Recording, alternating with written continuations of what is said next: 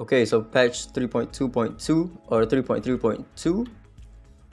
Nora, 5-star wind fighter who excels at launching AoE attacks and counter attacks. Ability 1, Tempo Trio, deals damage to one enemy based on her attack, gains different bonus effects based on the song Nora plays. So there's 3 tempos, which is Presto, Andante, and Largo, and she will cycle this in that order whenever she casts her S1. Presto is upon dealing damage, inflicts extra damage based on target's max HP up to a certain percentage of her attack. Andante is reduces target's AP. Largo is dispels buffs from the target, so it doesn't say how many buffs. If this is like a full strip, it could be really good. Ability 2 makes Nora ready to counterattack until her next turn starts.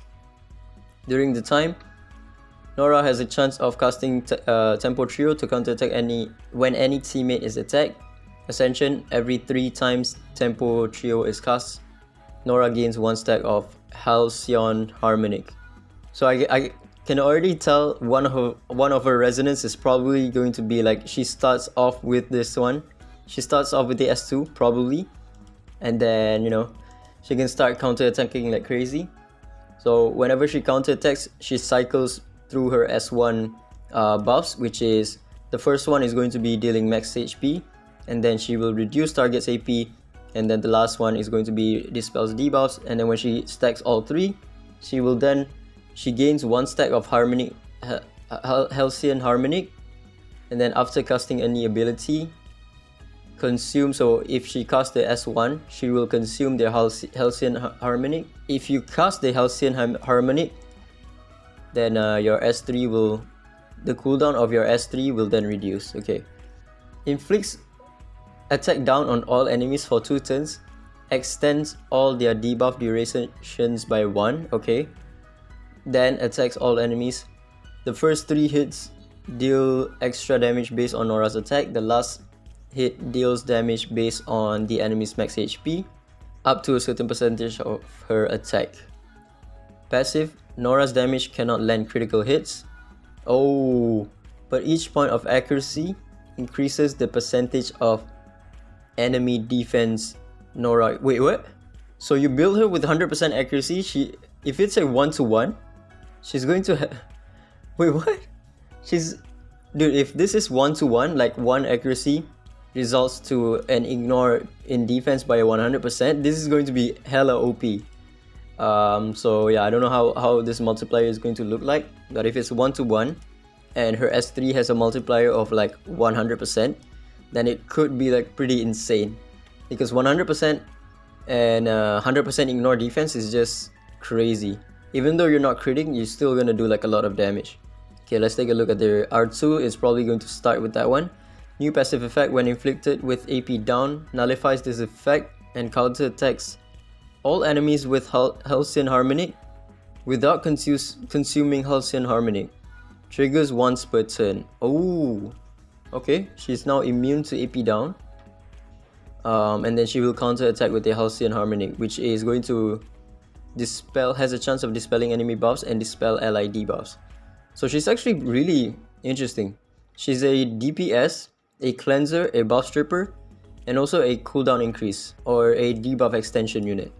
Yo, pose at Ggez here. Her R2 actually looks like it's a counter to TA or Ashley, because whenever they AP down her, she's going to nullify that, and then she's going to counter with the S2, which dispels enemy buffs and dispels any ally debuffs, which is really good, because when you dispel enemy buffs, it also means that you could potentially remove the attack up from the enemy, from the cleave team, which is detrimental for that team when attacking. Okay, this one is really good actually for her, because she pursuit attacks and she counter attacks.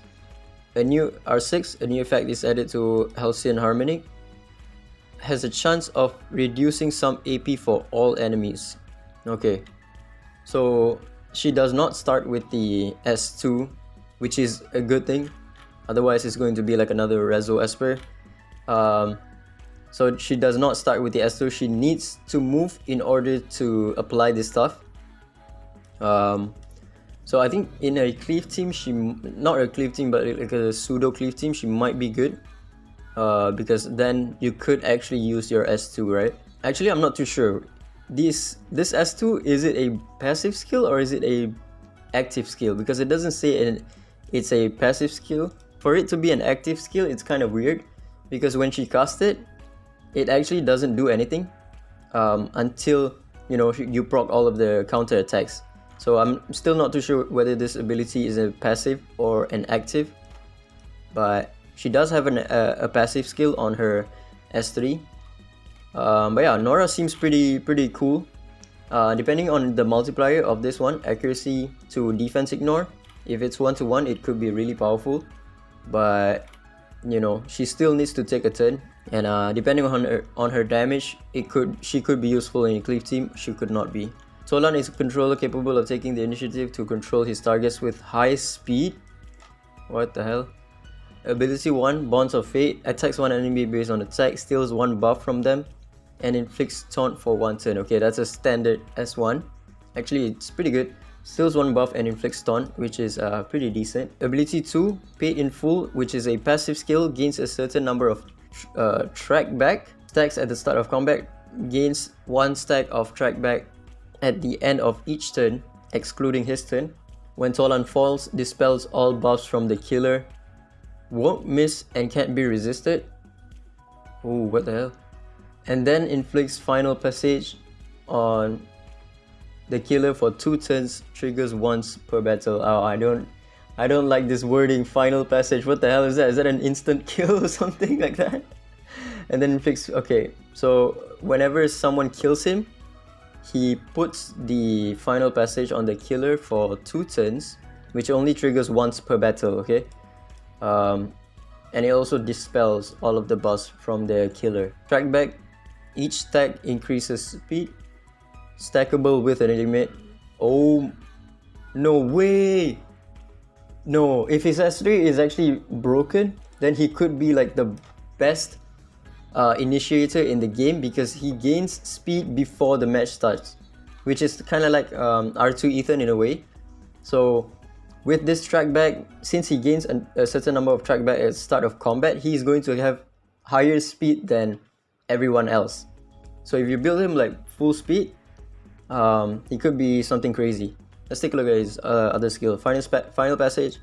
The carrier's attack, defense, and speed are reduced by a certain percentage, and miss rate is increased by a percentage when this effect expires.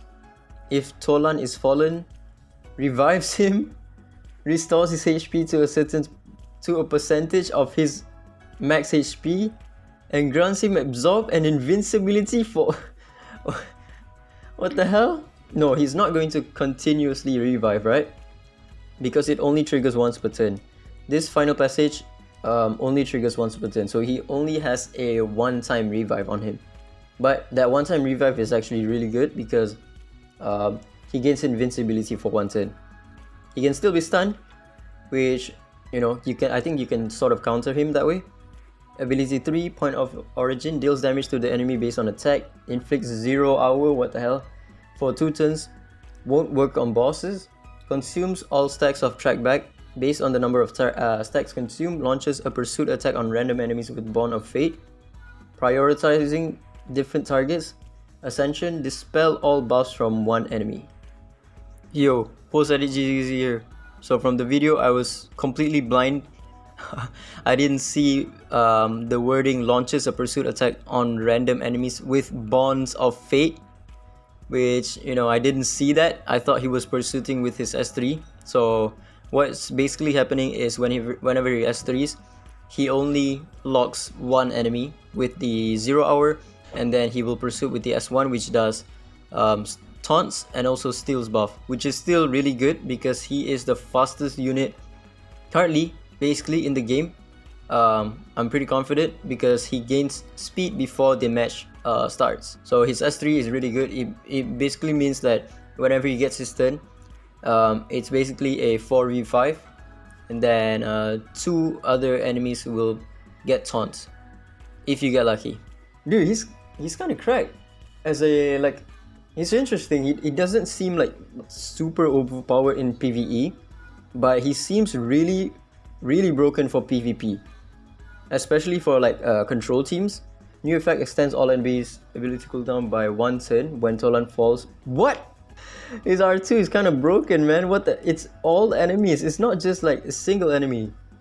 Because this one, Final Passage only affects one enemy, right? Because it only affects the killer. But now his R2 affects all enemies' cooldown ability. So if you're using a cleave team and Tolan has like 0 HP, 0 defense, you one-shot him with your first DPS, the rest of your DPS will be cooldown increase. Then you basically can't do anything. Bro, that's crazy. His R2 is insane. What the hell? Okay, R4, each surviving enemy grants accuracy. R6, the stack limit of trackback is increased to 5. Tolan gains 5 stacks of trackback at the start of combat. Okay, so it's lower than 5 before R6. So yeah, maybe 2 or 3 at the start of combat. He looks pretty insane. But I think I'm still going to skip him because he seems like exclusively a PvP unit. Xuan Pin is good for both PvP and PvE. So he seems pretty broken for PvP, but in PvE, again, I don't think he's gonna be like insane in terms of like leaderboard contents or whatever it is.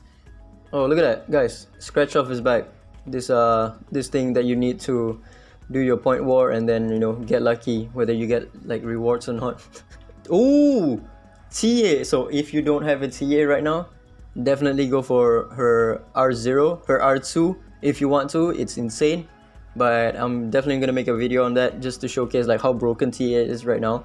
Ollie if you still don't have him for Chronos, but TA mostly is just like for everything really. For towers, for PvP, she's basically a must-have right now. Okay, limited time probability up event for Tolan in the Echo Shimmer. Still no new C rate up, and I'm still waiting on Xuan Pin rate up, which is probably gonna be like next year at this point. I don't really care about new C because again, she's only good for PvP. So yeah, I'm still gonna wait. I'm probably still going to skip Tolan. We'll see how it goes.